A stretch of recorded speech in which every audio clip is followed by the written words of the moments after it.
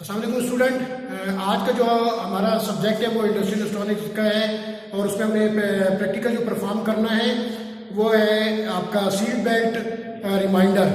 तो seat belt reminder जो circuits हमने बनाना है, एक है विद बजर है और एक होता है विदाउट बजर। जो आज हम जो पहला सर्किट बनाएंगे इस इंडस्ट्रियल इलेक्ट्रॉनिक्स में सीट बेल्ट रिमाइंडर का, वो है विदाउट बजर का। तो विदाउट बजर में हमारे पास सिर्फ और सिर्फ क्या चीज़ इंडिकेट करेगी, एक एलईडी लगी हुई होती है, वो आपको इंडिकेट कर रही होती है कि आपने सीट बेल्ट जो है वो नहीं बांधी हुई। तो ये आपने देखा होगा कि आपकी गाड़ियों के अंदर एक सीट बेल्ट लगा होता है जो आपको एक बजर बताता है कि आपने एक सीट बेल्ट बांध लें। तो वो आपको बाद औक़ात एक बजर आपको आवाज़ आती रहती है कम अज़ कम हर एक सेकंड के बाद कि जी आप इसको बजर को आप बांध लें।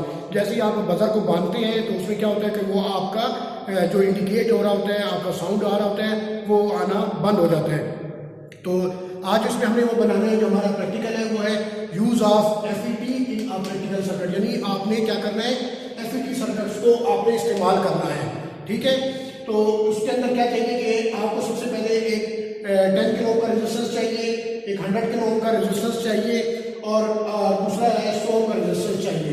अब आपने क्या करना है, इस सर्किट्स को आपने सबसे पहले वीसीसी अप्लाई करनी है। वीसीसी अप्लाई करनी है कहाँ पर करनी है कि एक 100 किलो के ऊपर आ जाए, 100 किलो के ऊपर आ जाए और यहाँ पर आपने 12 वोल्ट आपने अप्लाई कर देनी है। जब आप 12 वोल्ट से अप्लाई करेंगे तो यहाँ पर क्या होगा, 100 किलो का रेजिस्टेंस है, 100 किलो का रेजिस्टेंस है और आपका 100 का रेजिस्टेंस है। आप एक ट्रांजिस्टर लेना है, वो ट्रांजिस्टर है पीएनपी ट्रांजिस्टर है और उसका नंबर है BC558। ठीक है, और एक आपने कैपेसिटर लेना है, उसकी वैल्यू है 0.1 माइक्रोफैराड। ठीक है, ये कैपेसिटर जो है नॉन इलेक्ट्रोलाइट कैपेसिटर है। उसके बाद फिर आपने एक इलेक्ट्रोलाइट कैपेसिटर लेना है, उसकी वैल्यू जो है वो 100 माइक्रोफैराड है। ठीक है, उसके बाद आपने देखना है कि 680 किलो ओम का एक रेजिस्टेंस लेना है, वो इस कैपेसिटर के पैरेलल में आएगा। ठीक है, और उसके बाद आपने क्या लेना है, एक आपने एफईटी लेना है, वो एफईटी का नंबर है 2N7000। अब आप ये देखते हैं कि इसकी सर्किट्स की एक्सप्लेनेशन की तरफ आते हैं। अब सर्किट्स की एक्सप्लेनेशन की तरफ आए तो जिस तरीके से मैंने क्या बताया था कि ये जो एलईडी लगी हुई है, ये एलईडी क्या करेगी, आपकी ब्लैक करेगी, यानी ब्लैक करेगी, इसको ऑन ऑफ करेगा। अब हमने वो ऑन ऑफ किस तरीके से होगी कि क्योंकि ऑन और ऑफ। अब आप ये देखें कि ये जो सर्किट बना हुआ है आपका आर और सी है। ठीक है, यहाँ पर आपका क्या है, ये टाइम कांस्टेंट है। अब टाइम कांस्टेंट जो होता है ये आर और सी की आपको मैंने फार्मूला पहले भी बताया था। इससे पहले आपने बताया था कि जो 555 टाइमर का सर्किट पड़ा था उसमें अपने टाइम को किस तरीके से एडजस्ट करते हैं, आर इंटू सी के जरिए। तो यहाँ पर भी जो सर्किट आप बनाएंगे वो इसी है लिहाज से, आर इंटू सी के लिहाज से। यानी आपने इसको एलईडी को कितने टाइम के लिए ब्लिंक कराना है।